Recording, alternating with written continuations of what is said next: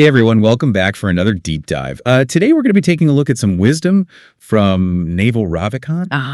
We have a great clip from one of his talks. Okay, cool. And it's all about building wealth and freedom in ways that are just not really available through most traditional jobs. Yeah, definitely a timely topic for a lot of people. So right out of the gate, Navel talks about this idea of the wage slave trap. Right. And I think, we've all maybe felt the pull of this at some point, right? Yeah, for sure. Where you earn more, but your lifestyle kind of inflates with it. And then you're just as tethered to that paycheck as you were before. Oh, absolutely. It's this really fascinating thing that happens on like a psychological level too, right? It's all about this balance between like instant gratification versus delayed gratification. Oh, yeah. And, a lot of times financial freedom comes from resisting that urge for instant gratification and really thinking about the long term, right? Yeah. And so then Navel gets into this really interesting point about how high marginal tax rates can actually disincentivize risk-taking and entrepreneurship. Right. So like the more you make, the more the government takes. And so if you're looking at taking a big risk, well, why take that risk if a huge chunk of the potential reward is just going to be taken away? Well, yeah. And there are definitely strong opinions on both sides of that issue. Right. I mean, some people argue that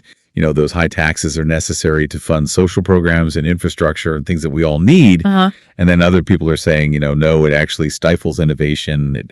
It discourages people from really taking those big swings that lead to, groundbreaking advancements. Right. Yeah. It's a really complex issue. I don't think there are any easy answers there. Yeah, for sure. And it's something that we all kind of grapple with in our own way, I think. Absolutely. So, okay, let's say someone does take that leap and they invest years of their life building something. Right. Navel uses this phrase, bleeding and bleeding, to kind of describe those initial stages of a venture, especially in fields like tech where you're just like pouring everything into it. Yeah. Hoping for that eventual breakthrough moment. But it's interesting though, because that bleeding and bleeding phase, it's not just tech, right? Right. I mean, think about artists who spend years honing their craft, or athletes who are enduring these grueling training regimens, or even musicians who are just like gigging and gigging, just trying to get their name out there. Yeah.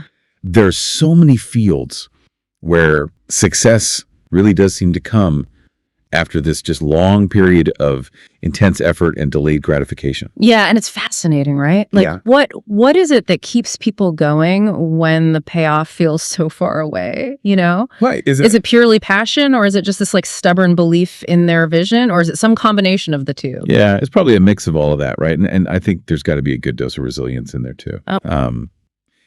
It's interesting to think about how that bleeding and bleeding phase kind of connects to the internet age though. Oh, yeah, for sure. Because now you've got this platform, right? This global platform where you can potentially connect with an audience even while you're still in that initial struggle. Yeah, it completely changes the game, right? Yeah. Because it allows creators and innovators and entrepreneurs to start building an audience and maybe even, generate some income while they're still in that bleeding phase. Yeah. And that can be a real game changer for like sustaining their efforts and keeping them going. Oh, absolutely. Yeah. It's like this whole new support system that just didn't exist before. Yeah. Yeah. It's like the internet throws this lifeline, right? Yeah. To those people who are out there like, venturing into the unknown. Absolutely. And, it lets them kind of share their journey and build a community and get support along the way. It's like a whole different landscape compared to what it was even just a few decades ago. Oh, yeah, totally. And, speaking of connecting with people,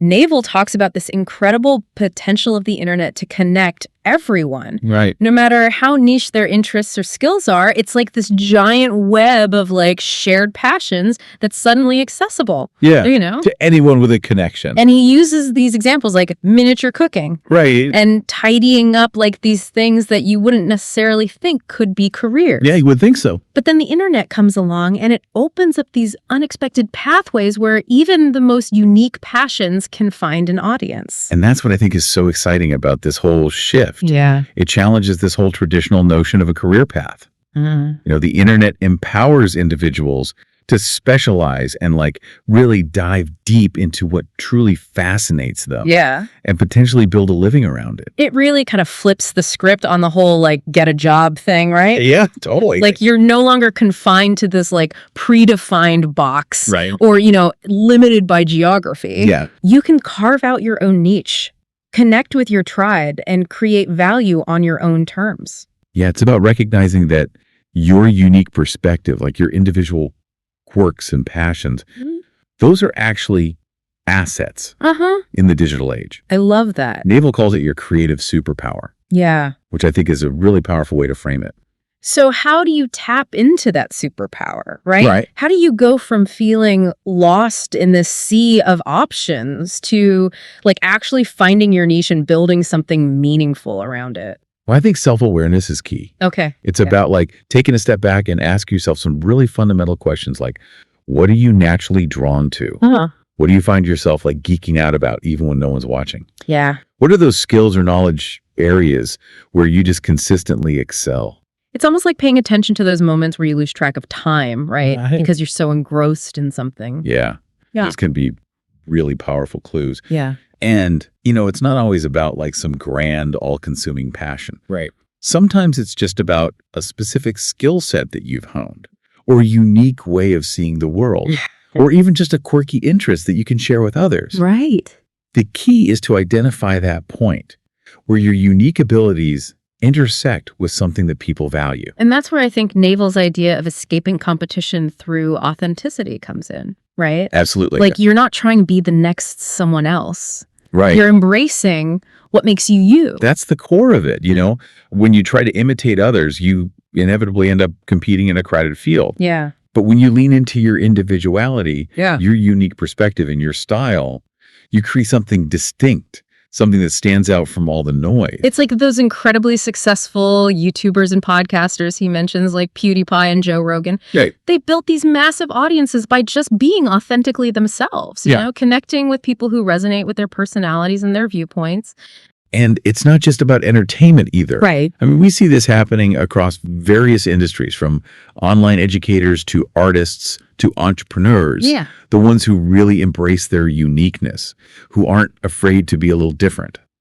They're often the ones who break through the clutter and build lasting success. So authenticity is key. Yeah. But I imagine there's a balance to strike, right? Oh, for sure. You don't want to get so caught up in being different that you like isolate yourself. Right. Or miss out on opportunities for collaboration. That's a really insightful point. While individuality is essential for standing out, collaboration and community are equally important for growth and learning. The internet allows us to connect with like-minded individuals, to share ideas and to build something greater than we could alone. So it's like this dance between embracing your unique voice and recognizing the power of community and collaboration. It's a dynamic interplay. Yeah. And finding that balance is really key to navigating the digital landscape effectively. Yeah. It makes me think about how this whole conversation connects back to Navel's point about the wage slave trap.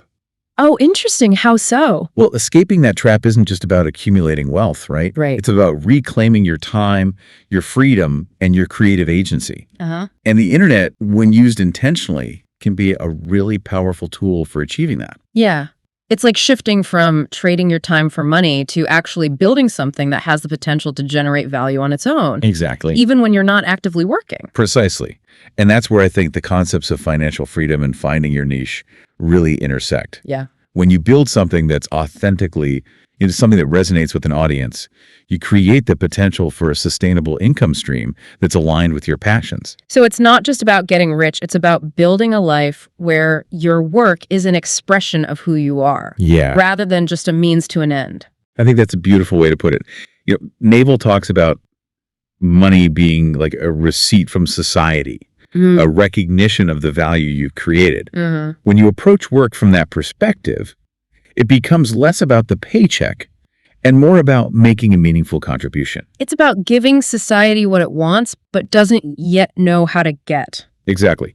He uses the example of Steve Jobs and Apple, right? Yeah. Recognizing that people wanted a powerful, easy-to-use computer in their pockets Right. before smartphones even existed. It's like they tapped into this collective desire before people even knew they had it. Yeah, it's about anticipating needs, Huh. identifying problems, and then finding creative solutions that benefit others. Yeah. And the internet provides this incredible platform to connect those solutions with the people who need them. Absolutely. And, he even points out that things we consider everyday necessities now, like cars and oil, were once cutting-edge technologies that made their creators incredibly wealthy. Right. It's a reminder that innovation is a continuous process. What's considered technology today will eventually become commonplace. Mm-hmm. The key is to be on the forefront of that change, anticipating what people will need and want in the future. Mm-hmm.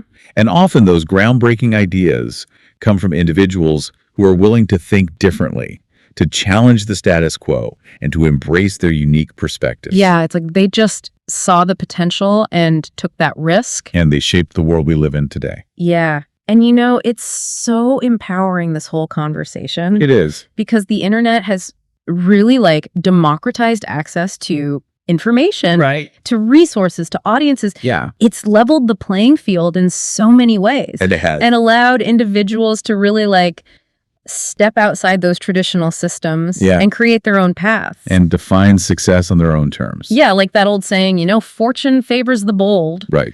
But maybe in the internet age, it's more like fortune favors the authentic. Yeah, that's a good way to put it. Because you don't have to fit into a mold. You don't? You don't have to climb some predetermined ladder.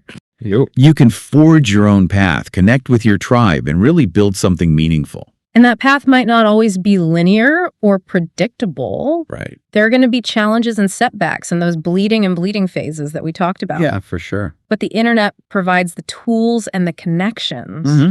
to navigate those challenges and emerge stronger on the other side.